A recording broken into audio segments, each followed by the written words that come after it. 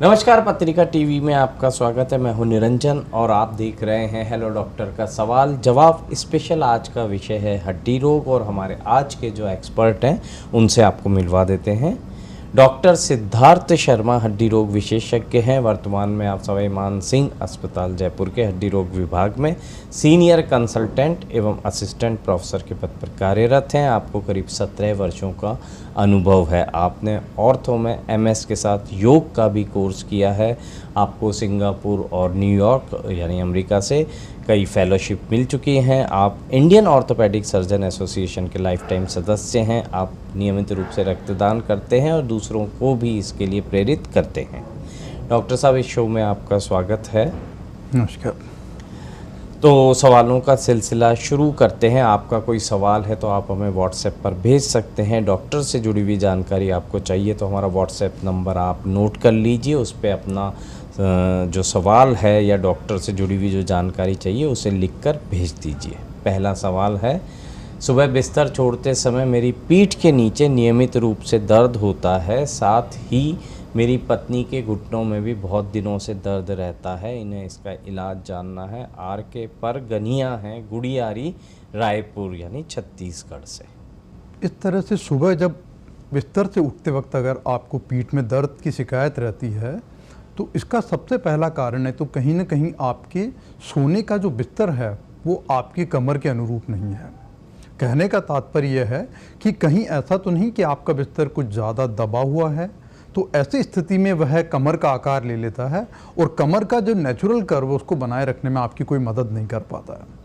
तो आमतौर पर इस प्रकार की समस्या जब रहती है तो आपको फर्म बेड का यूज़ करना चाहिए या ऑर्थोपेडिक के हिसाब से जो डिज़ाइन किए हुए बिस्तर आते हैं उनका आपको उपयोग करना चाहिए। और अगर ये संभव ना हो तो आप किसी दरी को बिछाकर तख्त के ऊपर लेटें, वह बहुत ही उपयुक्त और लाभदायक रहेगा। साथ ही यह जानना बहुत ज़रूरी है कि कमर की इस प्रकार की तकलीफ़ें किसी न किसी बीमारी का संकेत है। या तो आप एक्टिव नहीं हैं, कमर से जुड़े व्यायाम नहीं कर पा रहे हैं, या कहीं ना कहीं आपको पोषण संबंधी कोई शिकायत है जिसकी वजह से ये दिक्कत रहती है। तो इसमें सबसे अच्छा यह है कि आप अच्छी डाइट लें, अच्छे व्यवहार का पालन करें और साथ ही कमर से संबंधित कुछ व्यायाम को अपनी दिनचर्या में शामिल करें।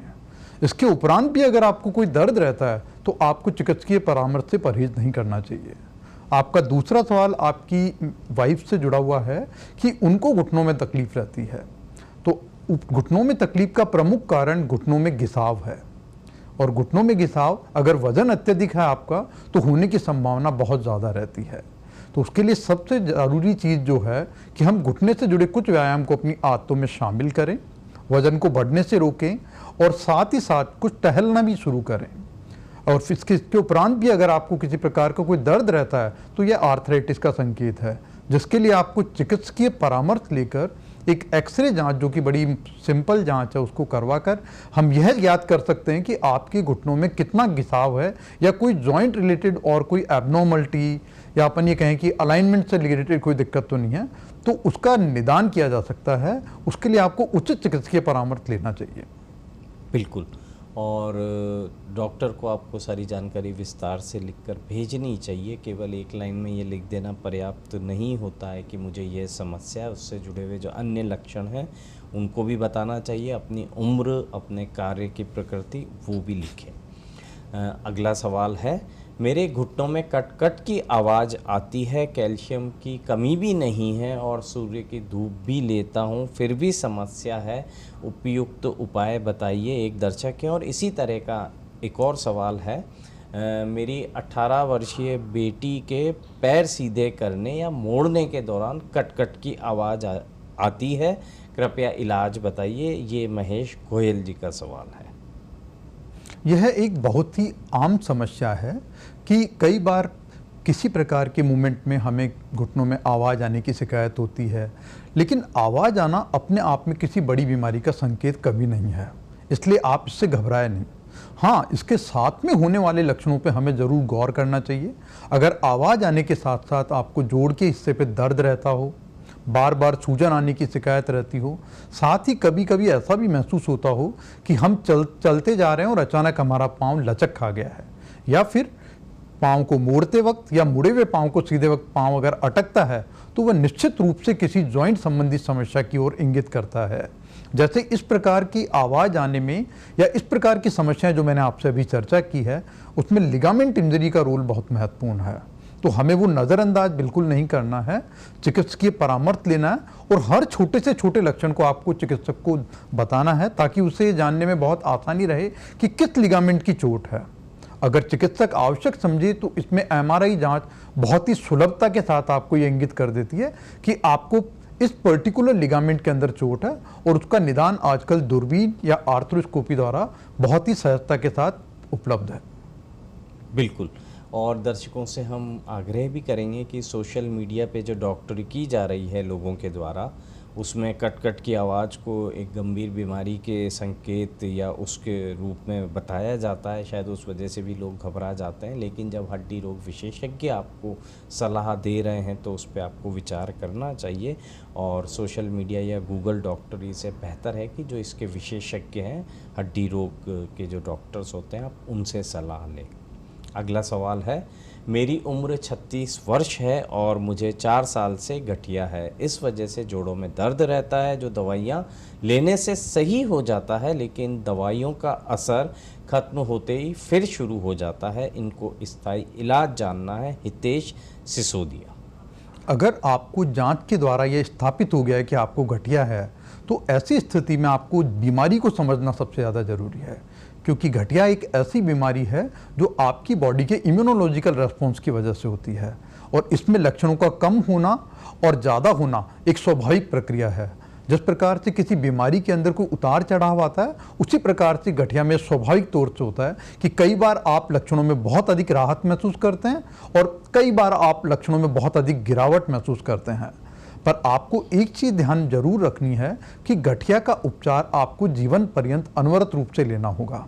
हाँ, ये बीमारी की दशा के अनुसार दवाइयों की मात्रा कम या अधिक की जा सकती है। अगर हम इलाज बीच में छोड़ते हैं तो जो अगला एपिसोड या अगला फ्लेयर जो है वो और ज़्यादा होता है और उसमें दवा की अधिक मात्रा देनी पड़ती है। और अगर इस स्थिति को नज़रअंदाज किया जाता है या इलाज को बीच में छोड़ा जाता है तो गठिया के अंदर डिफॉर्मिटी या विकृति आने की संभावनाएं बहुत ज़्यादा रहती है। और साथ ही गठिया जोड़ों के अलावा और जो इसके सिस्टमिक साइड इफेक्ट है, शरीर पे दुष्प्रभाव है, उनसे भी आपको दो चार होना पड़ सकता है। इसलिए गठिया के इलाज को कभी भी बीच में ना छोड़े। आपको अगर कोई वैकल्पिक इलाज लेना है तो वह डॉक्टरी इलाज के साथ साथ आप ले सकते हैं, परंतु इलाज को छोड़ना किसी भी प्रकार से बुद्धिमत्ता का संकेत नहीं है। बिल्कुल। अगला सवाल है, मुझे लंबे समय तक सीधा खड़ा रहने पर रीढ़ की हड्डी में दर्द होता है, फिर बैठने में भी समस्या होती है, इसका क्या कारण है और इलाज भी बताइए। एक दर्शक का ये सवाल है। यह आपका सवाल आज के दौर में बहुत ही प्रासंगिक सवाल है। जितनी भी कमर से रिलेटेड समस्याएं हैं, कमर से जुड़ी हुई जो समस्याएं हैं, उनका प्रमुख कारण आपकी शारीरिक स्थिति के ऊपर निर्भर करता है और आपकी जीवन शैली इसमें बहुत बड़ा रोल प्ले करती है। अगर आपको खड़े रहने पे दर्द रह रहा है तो आप निश्चित तौर पे जानिए कि आपके खड़े रहने के तरीके में कहीं कोई गलती है या आप कार्यस्थल पर जो बैठते हैं वो स्थिति आपकी सही नहीं है, जिसकी वजह से मांसपेशियों को अत्यधिक श्रम करना पड़ता है और धीरे धीरे करके वो फटीग अवस्था में चली जाती है। और मांसपेशियों का संतुलन बराबर नहीं रहने से यह असर सीधा हड्डी के ऊपर जाता है। साथ ही यहाँ महत्वपूर्ण यह भी है कि आप हड्डियों के उत्तम स्वास्थ्य के लिए जो आपके व्यसन है, जैसे कहूँ कि शराब का सेवन करना, स्मोकिंग करना, इनसे दूरी बनाए रखना बहुत ज़रूरी है, क्योंकि हड्डी की संरचना को बनाए रखने से रोकने में इन तत्वों का बहुत योगदान रहता है। तो अच्छा पोषण लें, नियमित आहार लें, संयमित दिनचर्या अपनाएं और साथ ही व्यायाम को आवश्यक रूप से, मैं ज़्यादा नहीं, मैं ये कहूँगा कि आधा घंटा आपको अपने शरीर के व्यायाम के लिए ज़रूर निकालना चाहिए। तब आप ये कार्यशैली जनक समस्याएं जो हैं या कार्यस्थल पे होने वाली समस्याएं, इनसे काफ़ी हद तक निजात पा सकेंगे। अगला सवाल है, मेरी माँ की उम्र 62 वर्ष है। 4 साल पहले एक यात्रा के दौरान उनकी कमर में चोट लग गई थी, तब से उन्हें दर्द रहता है और नीचे झुकने या बैठने में ज़्यादा दिक्कत होती है, इसका इलाज जानना है। पूजा शर्मा, जयपुर से। 65 वर्ष की आयु या कहें कि अधिक उम्र के व्यक्तियों में अगर कमर का दर्द चोट के बाद में होता है तो हमें फ्रैक्चर को कभी भी नज़रअंदाज नहीं करना चाहिए। कारण यह है कि चाहे चोट हल्की ही हो, लेकिन इस उम्र में हड्डियां अस्थि क्षरण या ऑस्टियोपोरोसिस से ग्रसित हो जाती है। और महिलाओं में इसके होने का दूसरा कारण यह है कि माहवारी होने से ओवरी निष्क्रिय हो जाती है, और माहवारी बंद होने से ओवरी निष्क्रिय हो जाती है, जिसकी वजह से वह हार्मोन जो हड्डियों की अच्छी सेहत के लिए आवश्यक है वह प्रचुर मात्रा में नहीं होता है, और अस्थि क्षरण की प्रक्रिया जो पुरुषों में होती है इस उम्र के बाद में, उससे ज़्यादा स्थिति विकराल औरतों में देखने को मिलती है। तो अगर इस प्रकार की चोट आपको लगी है तो आपको फ्रैक्चर के निदान हेतु आपको एक बार एक्सरे जरूर करवाना चाहिए, क्योंकि इस प्रकार के फ्रैक्चर को हम फ्रेजिलिटी फ्रैक्चर कहते हैं, या ऐसा फ्रैक्चर जो हड्डी की कमजोरी की वजह से हुआ, उसको होने की संभावना बहुत ज़्यादा है। तो हमें उस फ्रैक्चर के निदान के साथ साथ उस फ्रैक्चर का उपचार लेना बहुत ज़रूरी है। और साथ ही यह बहुत महत्वपूर्ण है कि जो भी कोई महिलाएं आपकी रजोनिवृत्ति के पश्चात की उम्र में इस तरह की समस्याओं से ग्रसित होती है, जैसे हड्डी में दर्द आना हुआ, तो उनको हार्मोन रिप्लेसमेंट थेरेपी या कैल्शियम और विटामिन डी का प्रचुर मात्रा में सेवन करना चाहिए, और यथासंभव जितनी सक्रियता वो अपने जीवन में ला सकते हैं उतनी बना के रखना चाहिए, क्योंकि सक्रिय जीवन अच्छी हड्डियों एवं जोड़ों के लिए एक कुंजी है। बिल्कुल। और शो के दौरान हम स्क्रीन पे हेलो डॉक्टर का व्हाट्सएप नंबर भी लगातार दिखा रहे हैं। आपका कोई सवाल है, डॉक्टर से जुड़ी हुई जानकारी चाहिए, तो इस नंबर पर आप व्हाट्सएप मैसेज लिखकर भेज सकते हैं। अगला सवाल है, मेरे ताऊजी का 13 वर्ष पहले एक्सीडेंट हुआ था, तब उनके दाएं कंधे का ऑपरेशन कर उसमें सर्जिकल जोड़ डाला गया था। पिछले 3 महीने से उन्हें इस जगह पर दर्द रहता है, यह कहीं कोई संक्रमण तो नहीं है। दीपक कुमार हैं, अशोकनगर, मध्य प्रदेश से।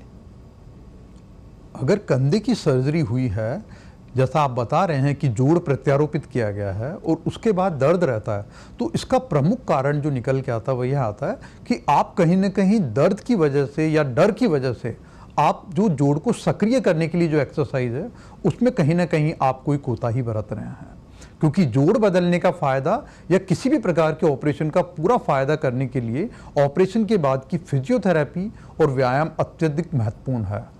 तो आप व्यायाम करना थोड़ा जारी रखें और एक बार चिकित्सकीय परामर्श कीजिए कि कहीं कहीं आपको जोड़ में कोई समस्या तो नहीं है, जैसे कोई इन्फेक्शन का फ्लेयर होना या हड्डी की कमजोरी, तो वो आपको उस निदान के द्वारा आपको ये बता पाएंगे कि हमें किस चीज़ की आवश्यकता अभी और है। बिल्कुल। अगला सवाल है, कुछ लोग अधिक उम्र में भी फिट रहते हैं, ऐसे में युवावस्था से ही हड्डियों को मजबूत बनाने के लिए क्या करना चाहिए? श्रवण सिंह, 21 वर्ष, बोरावड़, नागौर से सवाल है। हमें अपनी उम्र को बहुत समझना बहुत ज़रूरी है, क्योंकि उम्र के हिसाब से हड्डियों की अवस्था, उनके पोषण का अनुपात यह बहुत वेरी करता है, और शारीरिक सक्रियता को भी इसमें ध्यान में रखना बहुत ज़रूरी है। जैसे उदाहरण के तौर पे अगर आप शारीरिक रूप से सक्रिय हैं और आपको अच्छी सेहत के लिए कैल्शियम और विटामिन डी का प्रचुर मात्रा में सेवन करना बहुत अधिक आवश्यक है। अगर आप शाकाहारी हैं तो आपको दूध और दूध से बने उत्पाद अपनी डाइट में शामिल करने चाहिए। साथ ही प्रचुर मात्रा में एक्सरसाइज करनी चाहिए, जैसे 1 से 1.5 घंटा आपको, अगर व्यस्क हैं आप, हेल्दी हैं, तो आपको अवश्य करना चाहिए। साथ ही अगर यह समस्या किसी बुजुर्ग व्यक्ति के अंदर देखने में आती है तो उनको यह निश्चित है कि आपसे कैल्शियम और विटामिन डी की रिक्वायरमेंट कम होगी, लेकिन उन्हें भी शारीरिक रूप से सक्रिय होने के लिए टहलना या जोड़ों के हल्के फुल्के व्यायाम को अपनी आदत में ज़रूर से ज़रूर शामिल करना चाहिए। लेकिन सवाल में ये पूछा गया है कि युवावस्था में हम ऐसा क्या करें कि जब हम बुज़ुर्ग हो जाएंगे तो हमारे जो हड्डी और जोड़ हैं, जो लिगामेंट्स हैं, वो सब सही रहें और उनसे जुड़ी हुई हमें समस्या ज़्यादा ना हो। तो शरीर के बारे में तो ये कहा जाता है ना कि उम्र के साथ सब चीज़ें शिथिल पड़ती हैं और डीजनरेशन होता है। तो यदि हम युवावस्था में ध्यान रखेंगे तो क्या इस डीजनरेशन को रोका जा सकता है या धीमा किया जा सकता है? आपने बिल्कुल सही कहा, इसको रोका जा सकता है, पर पूरी तरह से आप कहें कि इस पर रोक लगाना संभव ये नहीं है, क्योंकि यह एज रिलेटेड समस्याएं कई। पर हाँ, अगर आप युवावस्था में कुछ चीज़ों का ध्यान रखते हैं, जैसे हमने पहले भी चर्चा की है कि आप जीवन शैली संयमित रखने का प्रयास करें, आप व्यसनों से दूर रहें। अगर आप व्यसनों से दूर रहते हैं, क्योंकि अल्कोहल और टोबैको ये 2 चीज़ ऐसी है जो हड्डी के स्वास्थ्य के लिए बहुत ही बुरी है। मैं ये कहना चाहूँगा, अगर इवन आपको कोई समस्या ऑलरेडी है और आप ये व्यसन करते हैं तो आपकी हीलिंग रेट बहुत अच्छी नहीं रहती है। साथ ही आप कहें कि कोई चोट इस तरह से कोई फ्रैक्चर हो गया है तो फ्रैक्चर भी बहुत अच्छे से जुड़ नहीं पाता है। तो आप अगर अच्छी आदतों को, जैसे सक्रिय जीवनचर्या का आप पालन कर रहे हैं, आप अच्छा न्यूट्रिशन ले रहे हैं, तो आप और आगे चल के उम्र में होने वाली समस्याओं के लिए अपने को बेहतर ढंग से तैयार कर पाएंगे। और व्यायाम को निश्चित रूप से आप शामिल करें, आपको ओल्ड एज में कोई समस्या नहीं आएगी। और एक महत्वपूर्ण बात और है कि आप जब यंग रहते हैं या व्यस्क रहते हैं, उस समय आप अपने आहार को नियमित करें। बहुत अधिक खाना या बहुत बढ़ा हुआ वजन हड्डी एवं मांसपेशियों की सेहत के लिए अच्छा नहीं है। आपको जोड़ संबंधी विकार जो भी हैं वो बहुत जल्दी होने लग जाएंगे, जैसे आर्थराइटिस, आपको समस्या बहुत ज़्यादा होने लग जाएगी अगर आपका वेट एक अनुपात से ज़्यादा है तो इनका ध्यान रखना आपको बहुत अधिक आवश्यक है। बिल्कुल। अगला सवाल है, चिकित्सक के निर्देश के अनुसार मैं अच्छा व खूब खाता हूँ लेकिन फिर भी मेरी हड्डियाँ कमज़ोर हैं, क्या कारण हो सकते हैं? संतोष कुमार, 27 वर्ष, दिल्ली से। यह बहुत ही अच्छा सवाल है। काफ़ी लोग ये पूछते हैं कि मेरा न्यूट्रिशन अच्छा है, मैं खा पी अच्छा लेता हूँ, फिर भी मेरी हड्डियों की सेहत खराब नहीं है। तो पहला इसका जवाब तो इसमें छुपा हुआ है, केवल खाना पर्याप्त नहीं है। आप जो खा रहे हैं उसको पचाना बहुत ज़रूरी है। आप जो खा रहे हैं उसका बॉडी में सम्मिलित होना बहुत ज़रूरी है। तो आप ये ज़रूर देखें कि अगर आप कैल्शियम का सेवन कर रहे हैं या उन पदार्थों का सेवन कर रहे हैं जिनमें कैल्शियम अच्छी मात्रा में है, फिर भी आपकी हड्डियों का स्वास्थ्य ठीक नहीं है, तो कहीं ना कहीं आप मेटाबॉलिज्म का दूसरा स्टेज, जैसे कैल्शियम के साथ साथ विटामिन डी की कमी आप में हो सकती है या और माइक्रो न्यूट्रिएंट जो हैं उनकी कमी आप में हो सकती है, तो उसको दूर रखना बहुत ज़रूरी है। साथ ही आहार कभी भी व्यवहार का सब्स्टिट्यूट नहीं है। आहार अच्छा है लेकिन आपका व्यवहार में, जैसे आप नियमित रूप से एक्सरसाइज नहीं कर रहे हैं या नियमित रूप से आप व्यायाम नहीं कर रहे हैं, तो आपको केवल आहार से जो फायदा होने वाला है वह उतना अधिक नहीं निकल के आएगा। अच्छा, ये जो हड्डियां कमज़ोर होने की बात कही गई है, तो इसमें पता कैसे चलता है? मतलब कुछ ऐसे संकेत हैं जो बताते हो कि ये हड्डियां कमज़ोर हो रही हैं? हड्डियों की कमजोरी आजकल इस तरह के चिकित्सकीय उपकरण उपलब्ध हैं जिनसे आसानी से पता लगाया जा सकता है। जैसे मैं कहूँ कि एक बीएमडी या डेक्सा स्कैन जो होता है, जो आपके हड्डियों के घनत्व को ज्ञात करता है। अगर आपकी हड्डी का घनत्व अच्छा है, इसका मतलब यह है कि हड्डी की संरचनाओं में मिनरल्स या न्यूट्रिएंट्स का समावेश बहुत अच्छे से है, तो आपका अस्थि घनत्व बहुत अच्छा रहेगा, बीएमडी टेस्ट आपका अच्छा रहेगा। और आपका बीएमडी अगर अच्छा नहीं है, इसका मतलब है कि अस्थि का घनत्व अच्छा नहीं है, चाहे वो संरचनात्मक रूप से कमजोरी की वजह से हो या आपको माइक्रो न्यूट्रिएंट्स या मिनरल जैसे कैल्शियम आदि की कमी की वजह से। अगला सवाल है, 8 साल पहले क्रिकेट खेलते समय मेरे हाथ की हड्डी में चोट लग गई थी, जिससे अब मेरा दायां हाथ कलाई से पूरा मुड़ नहीं पाता है। उस समय मैं इस पर ध्यान नहीं दे पाया था, लेकिन अब समस्या बढ़ रही है। ऐसे में मुझे क्या करना चाहिए? राकेश सैनी हैं, 33 वर्ष इनकी उम्र है और बांसवाड़ा से। अच्छे खेल जीवन के लिए सबसे महत्वपूर्ण तथ्य यह है कि आप खेल में लगने वाली छोटी से छोटी चोट को भी नज़रअंदाज ना करें, क्योंकि उससे आपका खेल जीवन प्रभावित हो सकता है। और कई बार तो इस तरह की शिकायत हो सकती है कि आपको खेल से बिल्कुल बाहर भी होना पड़ सकता है, और ऐसे कई उदाहरण उपलब्ध हैं। आप जिस प्रकार से भी बता रहे हैं कि आपको इस तरह से चोट लगी है, उस समय आपने ध्यान नहीं दिया और बाद में वो दिक्कत बढ़ने लग गई, तो क्या होता है कि जो स्वाभाविक रूप से आपको दिखने वाली चोट तो फ्रैक्चर हो सकती है, लेकिन कई चोट ऐसी है जो फ्रैक्चर से ज़्यादा खतरनाक हो सकती है लंबे अंतराल में। वह आपके लिगामेंट या मांसपेशी से जुड़ी चोटें होती है, जो बाहर से उतनी अपरेंट नहीं होती है, लेकिन वो जोड़ की स्थिरता को और जोड़ के जो फंक्शनल डायमेंशंस है उनके लिए बहुत अत्यधिक रोल प्ले करती है। तो अगर लिगामेंट की इंजरी है और आपको कोई कैप्सूल की इंजरी है या कोई जुड़ी हुई मांसपेशी से इंजरी है, तो आपको उस समय पता नहीं लगेगा, लेकिन जब आप कार्यस्थल पे कार्य करते रहेंगे या खेल को जारी रखेंगे तो वो चोट धीरे धीरे बढ़ती रहती है, और उसकी परिणति यह होती है कि आपको एक पर्टिकुलर मूवमेंट में प्रॉब्लम आने लग जाती है, या फिर आपको स्टिफनेस या आप कहेंगे कि जड़ता का सामना करना पड़ता है, तो जोड़ का मूवमेंट कम होने लग जाता है।